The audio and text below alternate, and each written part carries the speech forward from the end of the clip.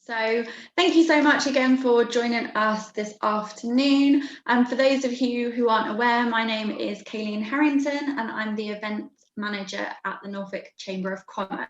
So thank you for joining us on our next recovery programme event, which has been designed to support businesses to restart, rebuild and renew. In the 75-minute seminar virtual webinar, Matthew Potter, partner at Howes Percival, and Andrew Kelsall, I'm sorry if I said that wrong, partner at MHA Larkin and Gowan, will help you to understand the options available to you when faced with the prospects of redundancies and or insolvency. Following the presentation, there'll be a 20-minute live Q&A where Matthew and Andrew will answer your questions. So please use the Q&A function when you have a question. So Matthew, it's over to you. Thanks so much, Kayleen. So I will now, hopefully with the wizardry, look to share my screen. So good afternoon, everybody. Hopefully, hopefully you're now seeing my screen shared for my presentation. I suppose the main thing which I wanted to talk to you about this afternoon is really what was described as the cliff edge of the end of the CJRS, the Coronavirus Job Retention Scheme, which in that fateful day back in March was announced. In fact, sorry, I think it was April actually in the end it was announced, but the guidance, we had sort of wind that was coming through in March. We've been living with it for the past 6 months or so. That now comes to an end at the end of this month. I then want to move on and have a look at what's been termed as the successor to furlough, but I don't really think it is. And I'll explain why, and you'll probably see why in terms of whether it's going to help you as employers in terms of using the job support scheme. And in addition to that, there's the extended job support scheme, which even just 2 minutes before coming onto this call was giving one of my clients a potential headache in relation to whether or not they could use it or not, because although there was a move of tiers in which their client base came from, they weren't within the area which had suddenly moved up from a medium to a high risk area. I want to just have a quick chat then about the plan for jobs, the Kickstart, and also a bit of a plug then for the Chamber in terms of if that's something which you're interested in doing, in joining forces as a joint request through the Chamber in terms of Kickstart, and also potentially getting some cash from the government through the job retention bonus from that point of view. So I'm going to move on straight away, but I'm just going to sort of cover where things really are at the moment regarding our friend with the Coronavirus Job Retention Scheme. As I've said, most of you would have been living with this since back in April, May time. We're now at the position that if you've still got employees who are on furlough under the scheme, whereby you are making a 20% contribution towards their salaries. So September was it was a significant amount of money going up to the contributions you're paying now in October. Many of you will at this stage would have thought, well, we've either brought employees back from furlough and they're on the flexible furlough. So when the job retention scheme comes to an end, that includes the what we saw at the time was the additional, the flexible furlough that will come to an end also on the 31st of October. Hasn't been so much sort of hype or discussion about that, but just so you're aware, you can't continue people on that scheme.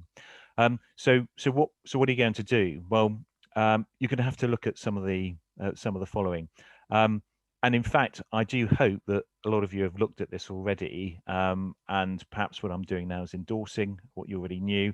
Or if it's not, you're looking at this for the first time, look, don't worry, but start taking advice, start thinking about it now, start talking about to myself, or indeed, if there are concerns about how you might meet your obligations, the likes of Andrew at Larkin Gowan. Now, I'd like to say there is no shame in this game. at the moment, because it's not shameful to come forward and say, we are in a mess. What can we do? How can you help us? Or we need some help. And the reason being is that, this has come upon us out of the blue, and still now with the changes which are being forced upon businesses, especially in the hospitality sector, our dear friends in the pubs and hotels and the tourist and leisure sector. Things are changing by the hour and therefore affecting them. So as I said, look, there's no shame in coming forward and saying we need some help. And in fact, that's potentially going to be the way that you and your business are going to get through this whole process. And I'm sure Andrew's going to say that yourself. So, so what are the options at this stage? Looking at bringing back employees on their normal working hours. Great. If you can do that, absolutely fantastic. Hopefully the orders are there, the business is there that you're going to be able to do it. If you can't, then can you bring them back on reduced hours? And before we look at the job support scheme, you might look at entering into a process with your employees whereby you're going to change their terms and conditions of employment and agree with them to vary their hours. You might have done that, and hopefully, fingers crossed, you should have done that when you placed employees on furlough, to actually give you that ability to change their hours.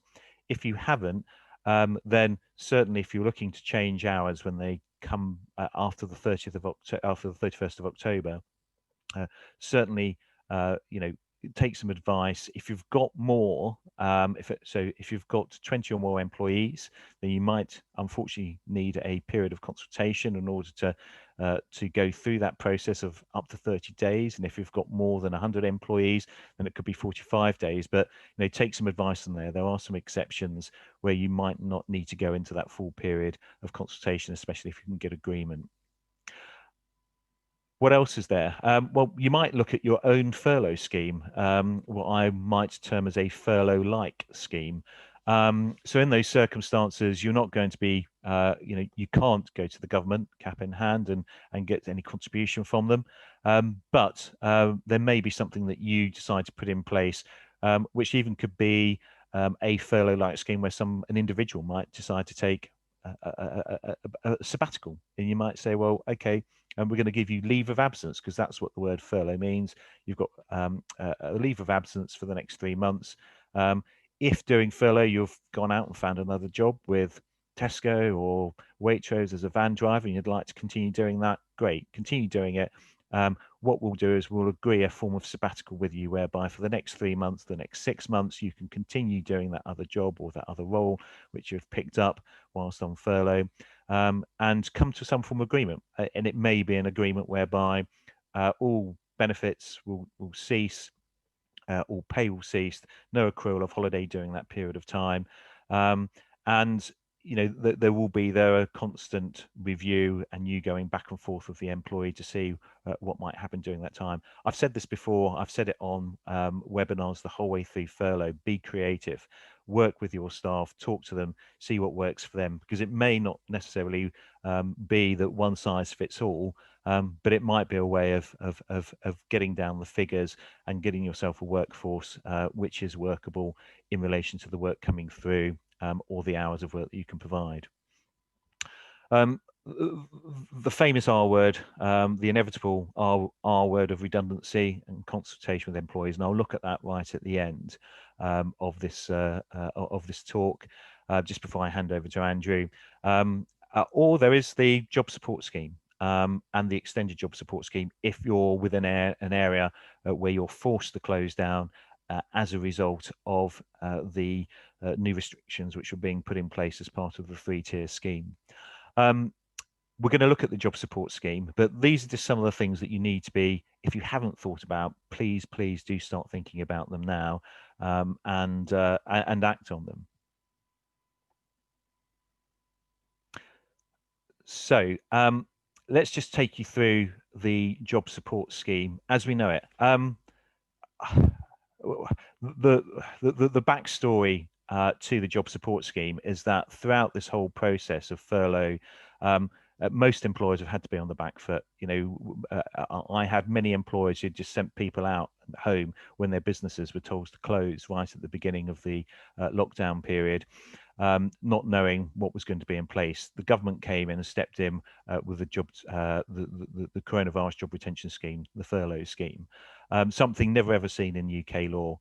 This is something also never seen in UK law, the job support scheme, which will now take place and come into effect from the 1st of November. What I'm telling you now is what we know. I had colleagues on an HMRC webinar yesterday trying desperately to get further information out of them, and there was nothing. So the only information available at the moment is a fact sheet, which you can go onto the government website and obtain that fact sheet. But unfortunately, it will not answer all your questions. So what do we know at the moment? Well, the way I look at the way of looking at this is looking at an employee's hours in thirds. It's not as was announced by Mr. Sunak in the House of Commons. In fact, very soon became apparent it's not a third, a third, a third. But as employers, what you need to look at, what are you responsible for? Well, you've got to be in a position to offer to your staff, to your employees, at least a third of their normal hours. Now, in terms of that third of their normal hours, you'll need to pay them, and that's your responsibility as employers, at their normal rate, and you'll be responsible for their NI and their tax and their PAY and dealing with tax and pension contributions, sorry, in respect of those. The other way of then looking at it is that you've got a third of hours that they're going to not be paid for, that they effectively will sacrifice as employees, and just they will not be paid for at all. And then you've got the middle third. You've got a middle third of hours. You've basically got a position whereby you as employer will be required to pay half of that third, and the government will top it up by paying the balance of that third. So in effect, if you are offering somebody a third of their working hours, you as employer will be paying in the region of 50%. The employee, with the top up of 22% from the government, will be getting there or thereabouts somewhere between 77 and 78% of their normal salary. And then they will be sacrificing the rest of it because actually nobody's going to be paying for that. So that really is in a nutshell. The slides on the screen, I've made them wordy, I apologize, but it's giving you at least some information which you can take away, and the slides will be available, I believe, Kayleen, after the actual seminar. What are the rules? Well, anyone who's been employed on or before the 23rd of September 2020 on a PAYE payroll will be eligible. So the key about this is that you do not have to avail yourself of the coronavirus job retention scheme as an employer, and your employees do not have to have been furloughed at any point to use this scheme. It's just that they've got to have been employed on or before this date. So even new people that you may have employed over the past month, and then with the expectation that the business was going to sort of things were going to look up again, potentially you can put these individuals on there. There's a big question about 0 hours as to whether or not, if individuals on a 0 hours contract, you'll be able to use this. So watch this space, and we're trying to get some information in respect of that at the moment. It applies whatever to small and medium-sized enterprises. We're going to look at large enterprises in a moment, but whatever, if you've got a UK bank account and a UK POI scheme, if you're falling within the definition of small and medium enterprises, then you're going to be covered. There's going to be a cap of £697 and 92 pence per month. And we're going to look at an example in a moment, so you can just sort of see how that works. This is the important thing. If you want to make a claim under the scheme, your employees must not have been given notice of redundancy or been made redundant. So if you're going through a process at the moment of, and dare I say it, 2 days, literally 2 days before this was announced a couple of weeks ago, I had clients who had actually gone through the process of having the final consultation meetings with employees and giving them notice of termination of employment. Had they have been told, or we as a nation and employers have been told that this was on the horizon, then those were jobs which potentially would have been saved. But also, my client might have been able to use this scheme because actually at that point they had not given notice. But having once given notice and triggered, the only way of them perhaps using the scheme was to sort of try and retract the notice and get employees to agree to that retraction. So if you're looking at redundancy or going through a redundancy process at the moment, and you want to use the JSS, be careful. It doesn't mean to say that you can keep consulting at this stage and keep your options open. Look at consultation, run it alongside, potentially thinking about looking at the calculations for the JSS, but don't give notice of redundancy or make people redundant. The other thing just to bear in mind as an employer is, once again, this is not going to be cash up front. This is going to be cash in arrears. So hopefully, like the job, the coronavirus job retention scheme, the CJRS, that those payments will be made fairly swiftly once you've made the application online. But just remember, in order to pay your employees, you're going to need cash in the bank, and you're only going to get cash in the bank if you've made the application and you've been paid by the government. So bear in mind if there are any delays in terms of payment. So this is just a bit of a table. This table, as so many accountants very kindly and finance directors have told me, doesn't actually add up. It was published by the government as part of an example. The reason it doesn't add up, and just to let you know, is that there's been a rounding up of figures. So I gave you an example. At hours, an employee is offered 33% of their hours. They're not working then 67% of their hours.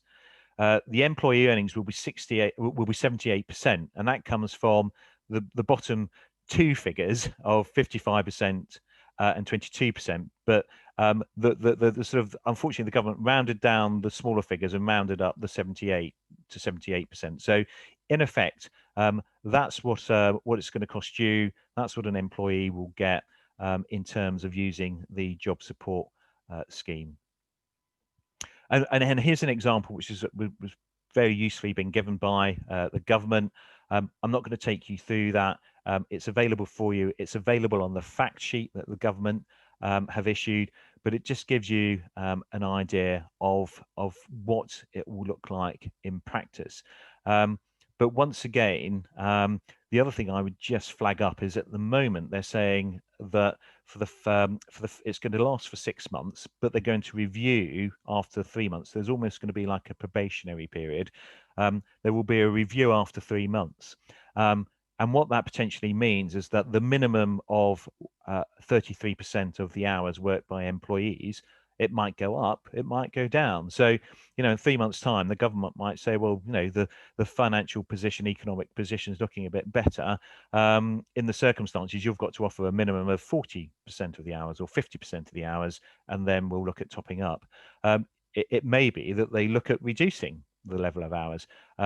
But just remember that at the moment, once we do get the rules and the further guidance on this, it's going to be potentially only for set in stone, to the extent that it is set in stone, for 3 months to start with.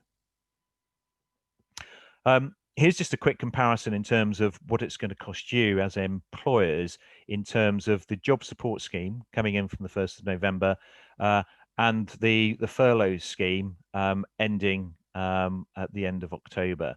So you can sort of see there in terms of what the position is, in terms of the pay, who gets paid, and what the contributions are. So the expansion of the job support scheme. So this came in rather quickly at the end of last week, once we started seeing various areas being put into lockdown. Very similar to in terms of what we've just looked at from the job support scheme, full stop. But it's in relation to those areas where you are then put into local lockdown. In terms of the actual the period of time that you can claim for, it's got to be a minimum of 7 consecutive days that the business is going to have to be closed or put into lockdown because of the government moving you into that higher risk tier. You'll look there that in the circumstances now that the employee will receive 2/3 of normal salary, so that's 67%, up to £2,100 per month from the employer, and then the government will cover the cost of wages, but it's only for those who are required to close. The employer will continue, though, to need to keep covering NI and pension contributions like we were back in August with the furlough scheme. And it's going to be for 6 months with a review taking place in January, just to see where things have got to. Once again, payments being made in arrears. So, from a cash flow point of view, I know some employers had gone to employees and said, we'll only pay you once we've paid through furlough, and pushing that pain onto employees. So, just bear in mind that, yes, you're going to have to make the application, but once you've got the cash, it's only then that you're going to be able to pay your employees. I'm just going to try and say something with a bit of optimism now, hopefully. The job retention bonus. You may or may not find this come the 31st of January, something that you're going to get some further payments for. It might sort of help you take you through the rest of the winter months in terms of getting potentially a one-off payment of £1,000 for those for those employees who have been furloughed or had remained continuously furloughed through. And in the circumstances, then if you've got employees who have been employed and you've managed to keep them running and on the payroll, it's something to take into account. I know we've seen some fairly big figures from the likes of Witherspoons, who have said they're potentially going to be able to claim millions in respect of this. I think that was though before we saw the 10 p.m. Curfew coming in, and also then additional lockdowns coming in. So see whether this is something which will assist you. The other thing just to bear in mind is that it will not apply to any employee. So if you've acquired a business or you've won a contract and employees have TP'd into you after the 31st of October, then in those circumstances, you won't be able to take advantage of the job retention bonus. Now, once again, the detail on this is available on the government website or on the Howes Percival website. We've got a COVID-related area where the information is available and the links to the various areas are available. Just a very quick mention for the Kickstart scheme. I've already given that a plug for the Chamber. You might say, look, well, we've got a need for employees, but we can't go out and employ people on 100% of salary or full time. But actually, there's some apprentices who might be able to fill the gap where we have got work. The Kickstart scheme, the difficulty is on this is that you've got to be able to offer more than 30 placements. But what was then made available is that you could make a bid as part of a number of other employees through an intermediary such as the local authority or the Norfolk Chamber of Commerce. So we've reached the R word, redundancy. Just some watchwords, really, some tips which I often see are pitfalls and bear traps for those dealing with redundancy processes. Remember the cost of redundancy. The cost of redundancy is for making redundancies is that you've got to go through this period of consultation that isn't sometimes factored into the cost.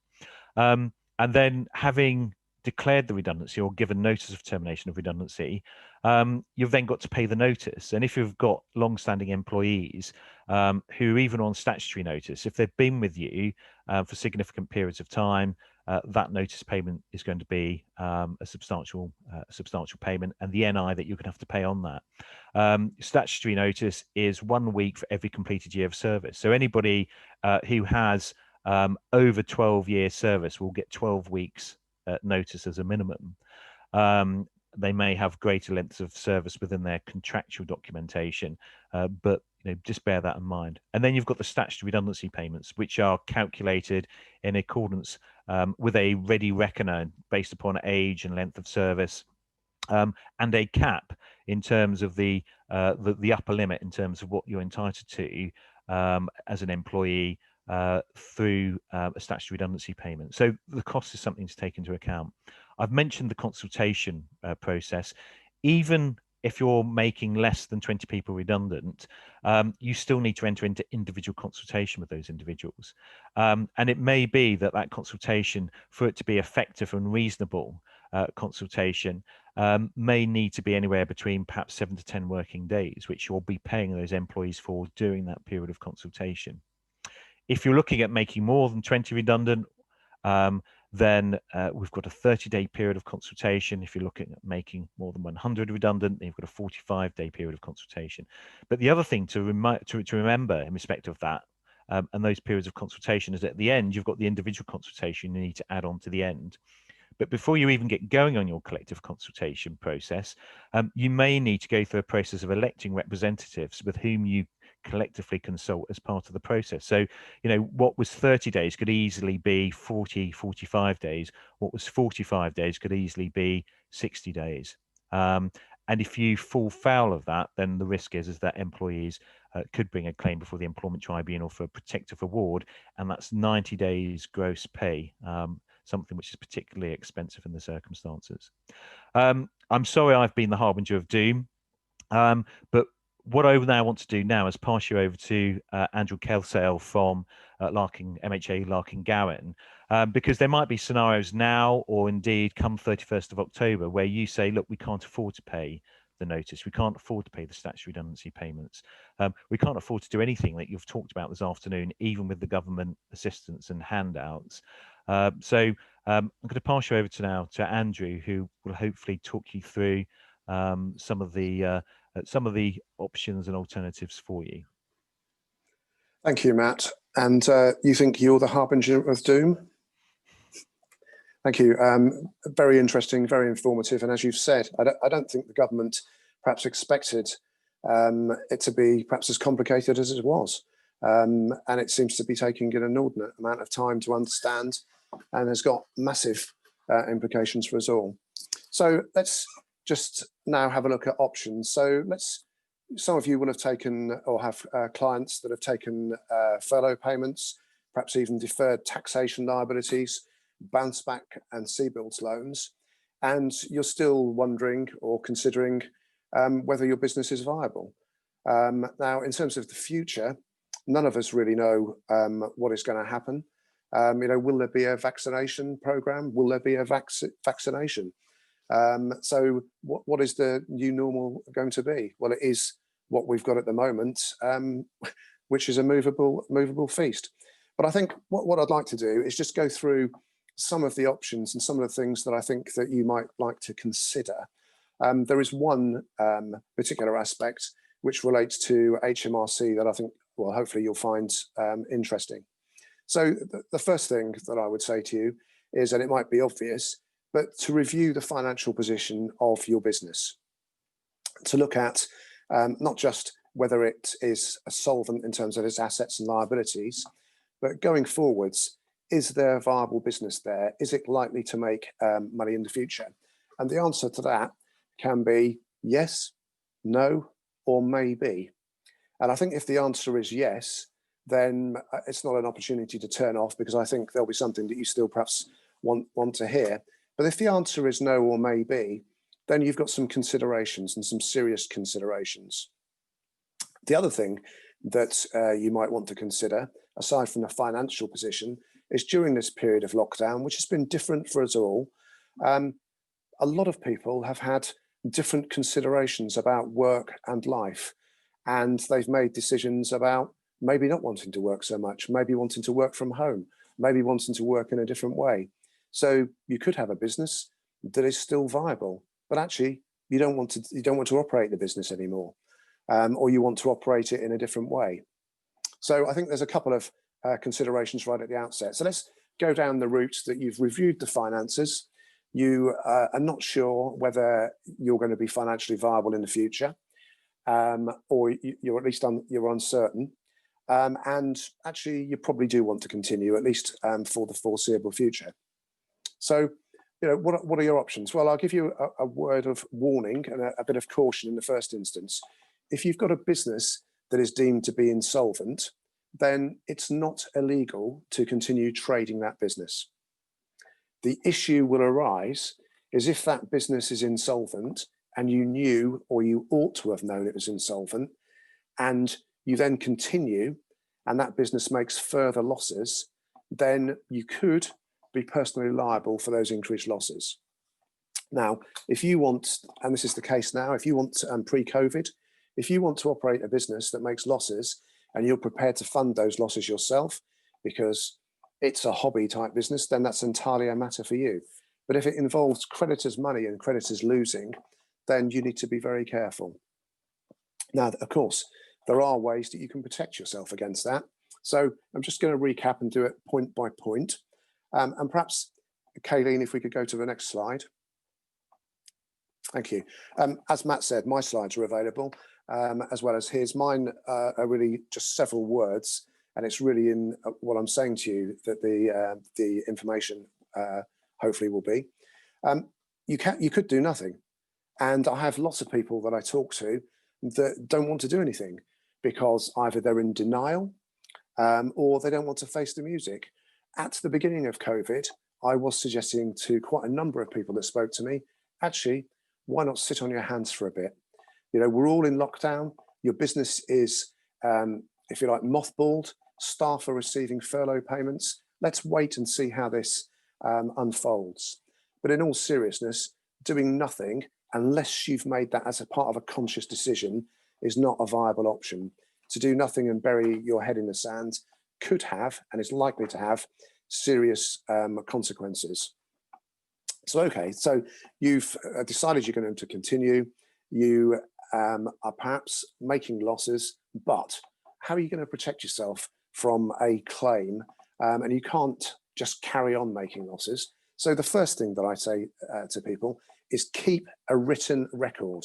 You may well have financial records demonstrating what the business finances are, but keep a narrative as to why you are or aren't doing various things, why you've decided to pay X and not to pay Y. If you end up in a formal liquidation, if the company ends up in a formal liquidation position sometime in the future, if you've got a contemporaneous record of why you did or didn't do things, that is going to provide you with considerable strength in terms of trying to defend your actions during that time. So you're keeping a record, right? Can you cut costs? Are there things, this is obvious, are there things that you can reduce? Now, Matt's already referred to redundancy, and I'll come back to that briefly in a minute. But you know, many of us have discovered that actually we can operate from home or remotely, and we don't necessarily have to have the same office accommodation that we've had before. So is there an opportunity to reduce those overheads? Are there assets, are there parts of the business that you can identify that you no longer wish to operate that may be a loss making, so you can actually reduce the losses that are being made? Are there assets that are no longer required that can be disposed of and perhaps introduced as capital? The reason I mentioned redundancy is that that could be a cost saving if you are not operating in the same way. You don't need as many staff, or the business can't justify as many staff. But clearly, and as Matt indicated, there is a cost to redundancy. Now, in formal insolvency proceedings, the government, through the Redundancy Payment Service, will step in and they will discharge the statutory liabilities, which at the moment is capped at £538 per week. And they will discharge that. And then if there are assets in the insolvency, they will stand in and claim as a creditor. I think what is not widely known is that the Redundancy Payment Service, where there is no formal insolvency, can and have also assisted in funding redundancy. And I'm certainly aware of a situation where the redundancy costs were in excess of £100,000 and Redundancy Payment Service funded it. The directors didn't have to guarantee the repayment, and it was repaid over the next 2 years.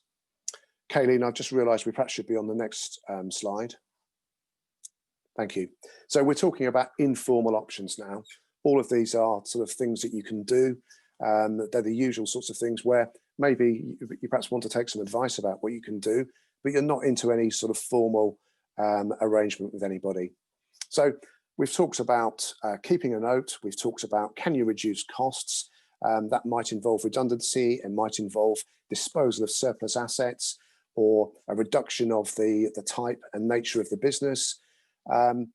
So it could be that actually you can introduce funds, but I'd suggest that before you introduce funds, you really want to be sure that the business is going to be profitable, and you take some comfort from that. So If we then move this slightly on, informal options with creditors. Now, probably the most widely known informal option is with HMRC. And we've seen during this period of COVID that HMRC have allowed deferral of certain tax debts, whether it's VAT or PAYE, and you've been able to defer that. And maybe that has helped in terms of cash flow, but of course, all you're doing is kicking the can down the road, and at some stage, the government will look for that to be paid. Now, in addition to that, the government have also provided not an extension, but there's a separate unit within their time to pay department where they look at specifically COVID related time to pay agreements. And I think we get the feel that the government are peddling fairly softly with their support for government, with their support for business. They want businesses to succeed and to ride this out. They are looking to avoid redundancies and job losses at all costs. And we've seen that with the extra concessions that have been put in place to avoid compulsory liquidations. HMRC, probably one of the biggest petitioners. The courts have various restrictions in terms of petition at the moment, particularly if it's COVID related. And HMRC have really slowed their activity down, partly because they've deployed staff elsewhere. So we can see the government seem to be pretty supportive. So time to pay, there is no guarantee you can get a time to pay agreement, but the government are pretty supportive of these things. The other thing to consider is time to pay. We talk about that with regards to HMRC, but you could talk to some of your non-HMRC creditors, your trade creditors, and have a conversation with them about agreeing an informal method of repaying the liability. And of course, that will be between you and that particular creditor. Of course, the downside of any informal options is that they are informal and they're not binding. So at any stage, the creditor could decide they're going to take formal action against you. The upside, of course, is that there's generally no cost to that. Right, so I've mentioned HMRC in terms of time to pay. I've mentioned HMRC in terms of deferral of tax debt. And I'm now going to introduce something that I thought was fairly widely known, but in talking to people, it's perhaps not as widely known as I thought. From the 1st of December 2020, HMRC will become a secondary preferential creditor in formal insolvencies. Now, originally, this was going to be with effect from the 1st of April 2020, but the government have moved that back to the 1st of December. Now, there is a possibility that the government may move it again, but I wonder whether they might just stick with it now, having rolled over and allowed businesses to defer the tax debt and built up the amount of tax that is outstanding. Will the government want to ensure they've got greater possibility of recovery by having that preferential status, or will they defer it yet further? Now, none of us know the answer to that, and we won't do until we get much nearer to the 1st of December. Now, the issue with that, and I'm going to repeat this again later, but the issue with the government being a secondary preferential creditor is that if, for instance, you've personally guaranteed a bank facility and the bank have a fixed and floating charge, and ordinarily in an insolvency, you might have expected debtors in stock to discharge the floating charge part of the debt, then that will after the 1st of December only be after the government has been paid by way of being a preferential creditor. So it could be that as a director, the HMRC take the debtors to stock, the director loan account that's outstanding, and you're still liable for your director loan account for your personally guaranteed bank facility. Anyway, I'll come back to that, and I wonder whether there might be some questions on that later. Kayleen, can we just have the next slide, please? Thank you. So, okay, so you've explored the informal options. You're keeping notes. You've looked to see what you can do in terms of can you reduce costs, redundancy, realise assets, time to pay, individual agreements with creditors, and maybe that's not worked, or you need something stronger. Now, what we would normally do is that we would normally have a meeting with you, and we will have meetings like most people do, without cost, without commitment, and we would set out a range of formal insolvency options that are available to you. And starting with the, if you like, the least invasive, that's called a company voluntary arrangement, a CVA. And in brief, that means that a proposal is put to creditors that the company, for whatever reason, it could be COVID related, it could be the company's had a bad debt, but it's unable to pay all of its debts in full at this moment in time. And the proposal is for either repayment of those debts in full over a period of maybe up to 5 years, or partial repayment, that's the usual thing, again over a period of time. That proposal is put to creditors by the insolvency practitioner, and creditors then get to vote on it. And you need 75% or more of creditors voting to approve it. And if that happens, that agreement is then binding on all creditors, even those that voted against it. And all the business then needs to do is comply with the terms of that. And it could be the business makes one payment every month for the next 5 years. And provided the company complies with that, then at the end of that time, the arrangement is discharged and the company is back with the directors and shareholders. Throughout the whole of that process, the company is still controlled and managed by the directors and shareholders. All the insolvency practitioner does is supervises the arrangement. And there is a place in insolvency for that. That's the least invasive of the arrangements. The main issue with that is that once you put the proposal out, some creditors may decide they want to get in first and take action to try and recover. There's no automatic moratorium to stop creditors taking action. There is a moratorium that you could apply for in a company voluntary arrangement, but it is very restrictive. So for instance, it will restrict the amount of credit that you can obtain, and you need to make disclosures to creditors. So it's rarely used. And what happens if you've got pressing creditors, you normally, and this would be the next formal option, you normally would go into an administration. So the administration provides an immediate moratorium, immediate protection from creditors, and that's quite often used to protect action by creditors, and then to formulate, well, what's the exit route? And the exit route could be, I know, a company voluntary arrangement is a good idea, or the business could be sold out of the administration, and the company that is left, so the business sold, the company that's left could then go into an insolvent liquidation. Or after a period of time, actually that was all the company needed.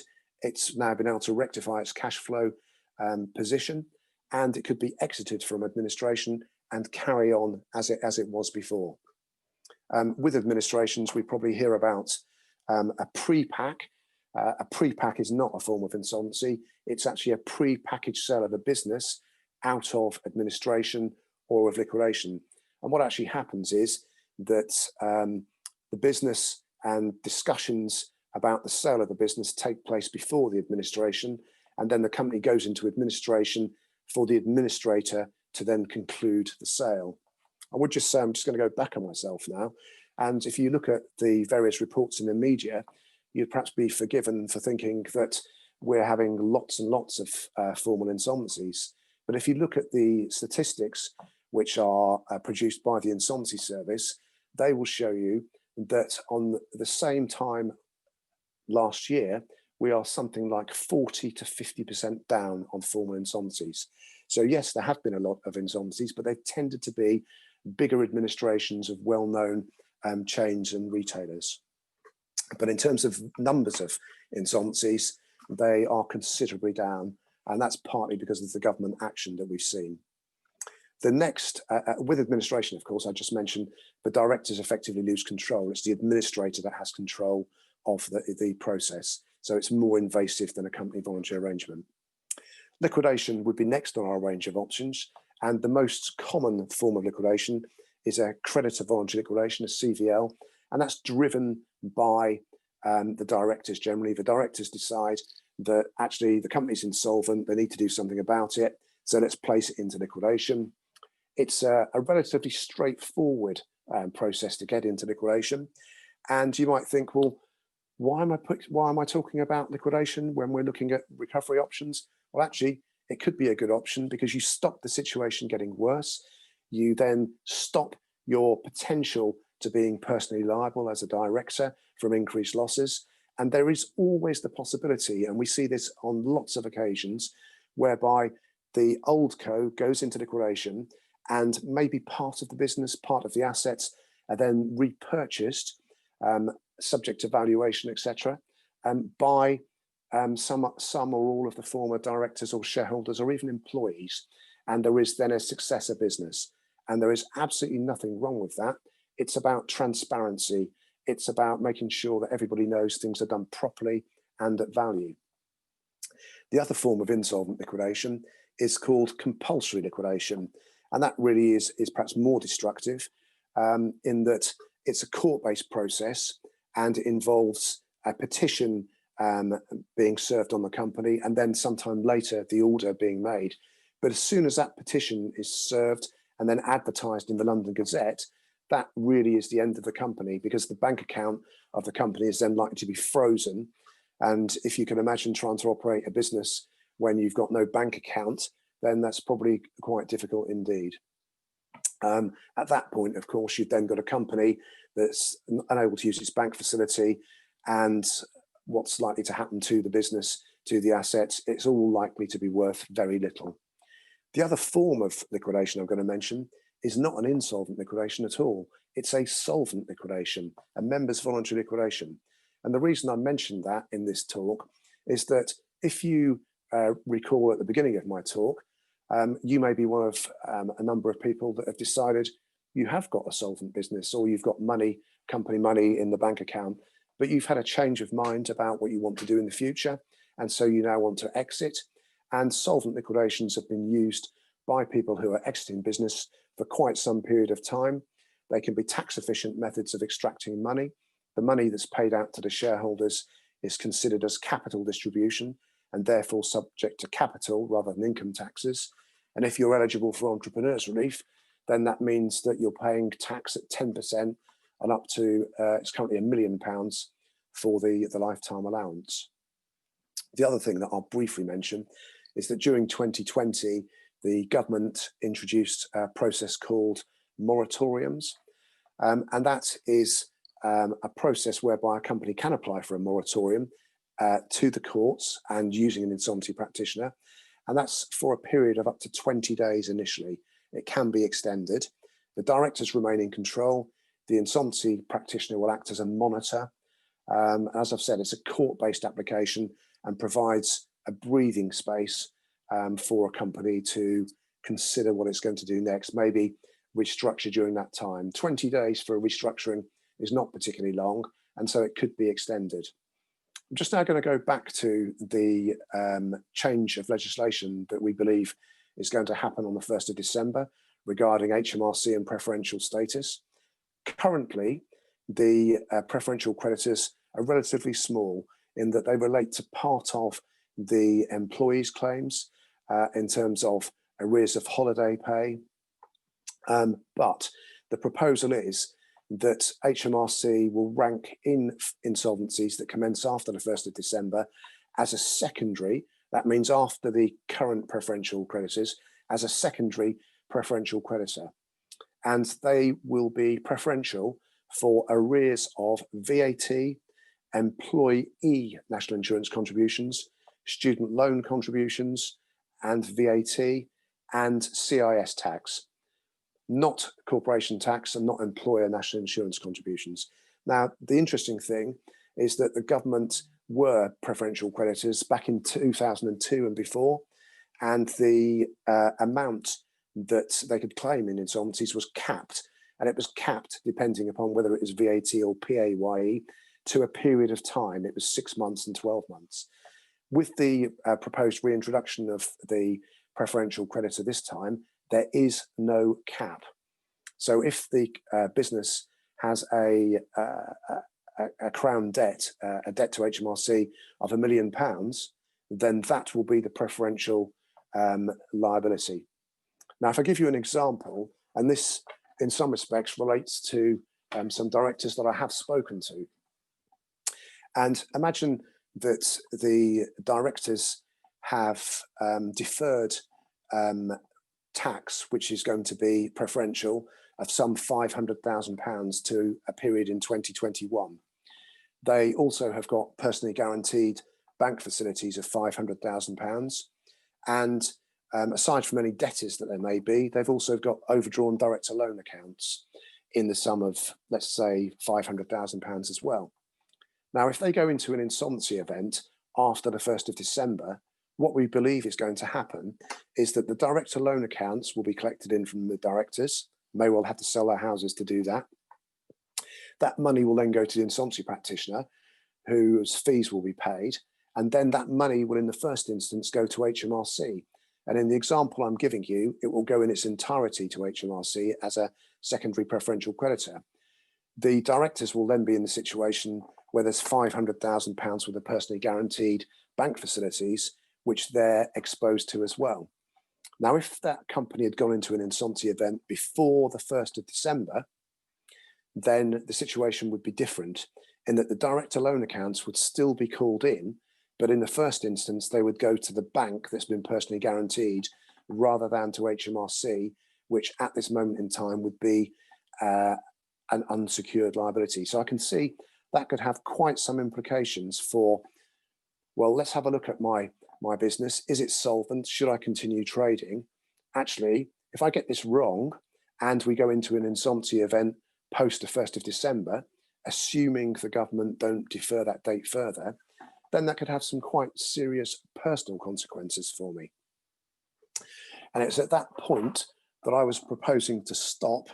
And then I think we're going to open the door for questions, are we, Kayleen? I think there's probably one more slide there. Sorry. Well, just to recap then, don't do nothing unless it's a considered option. Take advice as soon as possible. And as I've mentioned, it's generally free and without any commitment at all. And then I think my contact details are on the last slide, but there we are. Thank you. Sorry, I'll share your presentation with your contact details on. Thank you. Thank you so much. We have got a couple of questions that have come in. And I'll also quickly check the chat as well. Sorry, with looking after your presentation, I couldn't see anything, so apologies if I've not got back to anyone. Also, I appreciate as well, some of these questions might be complicated, long. So if that's the case and you want to verbally ask a question, then either pop your name in the Q&A function or in the chat function, and I'll happily let you verbally ask your question. So we've got a really good question from Sheila Knight. Also, people, you can read these questions if you open the Q&A function. Sometimes it's easier to read than just listen. So she said, I've talked through the job support scheme with a couple of clients who couldn't then see any advantage to the scheme, especially as the government is only paying a third of hours unworked and the scheme will be reviewed after the first 3 months. What are the advantages? Hi, Sheila. Thanks very much. Hope you're well. Thanks for the question. I've had similar discussions with clients who, so the first thing is whether they're going to be eligible anyway, because larger businesses may not be eligible. The issue really is also setting up from the point of view of setting up in terms of getting employees, changing T's and C's, if that's going to be the case, to terms and conditions, and going through that process. I suppose the only thing is, and you'll remember the slide which I'd put up on the screen, which sort of gave the differences between the furlough scheme and the JSS scheme, showing roughly what those differences were. I think the bottom line is potentially going to be cash flow. And from a cash is king point of view, it's just going to be a form of cash coming into the business, which might just keep the wolves from the door. There will be some advantages, and that there is that that graph which is also set up looking at the number of hours you're going to ask an employee to work and what you can recover from the government. But I think the main issue would be cash flow, to what I see in terms of actually from an advantage. So might be worth considering simply to keep the cash coming in, and hopefully kicking the can down the road in terms of actually, trying to push things out until hopefully next spring we'll be in a better position. But you've highlighted, as I did, that for the first 3 months it's going to be reviewed after the first 3 months. So who knows what's going to happen from that point of view. So I hope that answers the question. The next question is for me as well. Do you want me to look at that, Kayleen? So so this is a question regarding, I called this, when we had the furlough scheme, I called it the hokey cokey principle, because it's sort of in, out, in, out. I'm not so sure that we're going to be shaking it all about, but it's a scenario whereby you're going to be using the scheme and not using the scheme. Now, the question being asked is that, in the circumstances, they're going to look at offering 40% of working hours to staff, so 15 hours a week on a full-time equivalent of 37.5 hours. So they'll claim 20% of the government, and staff will take home 80% is what they're saying. But then there'll be occasions when they'll move them out of the scheme and to a 4-day, 30-hour working week on busier weeks in those circumstances. So whatever happens, the employee is still going to be paid 80% of their wages. But can an employer do this? Well, where we are at the moment in terms of the fact sheet which has been provided, under the heading "Who is eligible?" and Roman numeral 2, it says employees. It actually says employees will be able to cycle on and off the scheme and do not have to be working the same pattern each month, but each short-term working arrangement must cover a minimum period of 7 days. So subject to the minutiae of the process, what you're looking to address, and subject to what we then get through from the government as to the detail of the JSS, it's envisaged that you would, like on furlough, be able to cycle employees on and off the scheme. So all I can say at this stage is that possibly, but let's look at the detail when it comes out. Now, once again, as I've said, we are now on the 15th of the month. This is coming in 16 days. Well, the last day of furlough is 16 days time. You'd want to probably be sorting it out by now. All I would say is Friday. The government love 5 o'clock on a Friday to issue the new scheme rules and employment law from the furlough scheme. So hopefully that may be something that we can look at. But watch this space. And if you want to make direct contact with me, either through the chamber or for my email address, or through LinkedIn, I'll be happy, as soon as I know something further on this, happy to provide you with further detail. But all I can say at this stage is that the fact sheet does say that there is a possibility, well, there is the opportunity of cycling employees on and off, but it must be for a minimum period of 7 days. I hope that helps. Thank you so much, and I love your name for that. We've also got another question from Trisha saying, does this apply to part-time cleaners working 10 hours per week? Can I reduce their hours to 4 hours and apply for the scheme? Yeah, I mean, the process at the moment in terms of the scheme itself is looking at, you look at what the hours, contractual hours were for the employee, and working and offering them a third of their hours. So I don't think at the moment there's any suggestion that there was a minimum. And if that's what you've got in relation to your employees, then certainly that might be the case. I think, as I've flagged up during the course of my talk, the one unknown at the moment is what happens, because if you remember on furlough that you were able to actually furlough 0 hours employees, and what you looked at was then what their sort of average hours were over a period of time, either sort of the year previous or in a calculation period running up to the claim that you were making. So as things stand at the moment, certainly it may be possible to furlough your part-time cleaners based upon the rules that we've been given. But once again, watch this space and see whether or not there is any sort of de minimis or minimum period of hours that you can actually you can claim for. So I hope that helps. Thank you. So that looks to be all the questions. I'm just going to wait a few seconds to see if anyone else wants to answer a question, or whether that's written or verbally.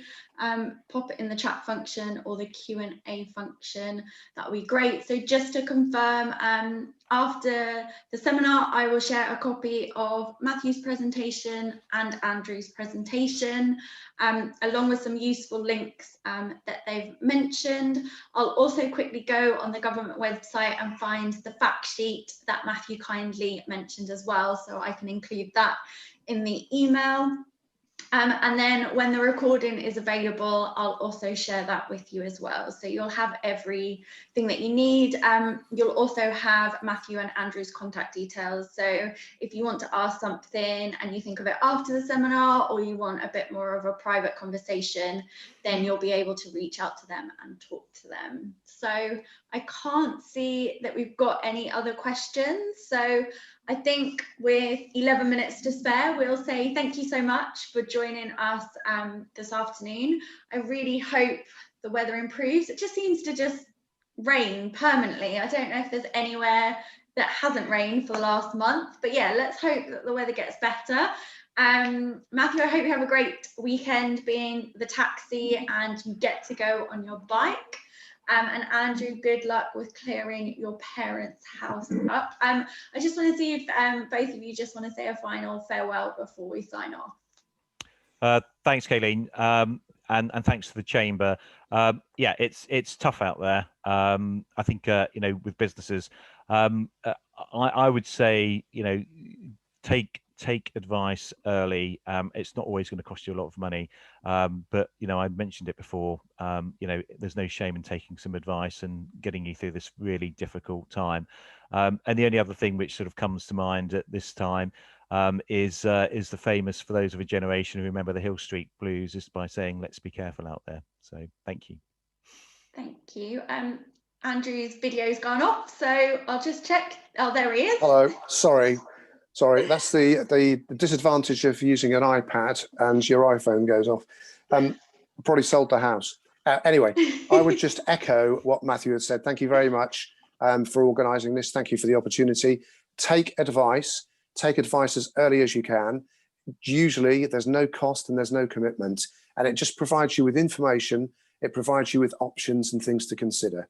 If you don't do it, then to a degree, you're just increasing your risk. So take advice, take it early, and thank you very much for listening. Thank you. Hopefully we'll see you again. What I'll do is in the post-event email as well, I'll send you what the next recovery program is going to be next week. So yeah, we really hope that you can join us again, and that you have a great end to your week and weekend. And yeah, we look forward to hopefully seeing you in the future. See you later. Thanks very much. Thank you, Colleen. Thank you, Matt.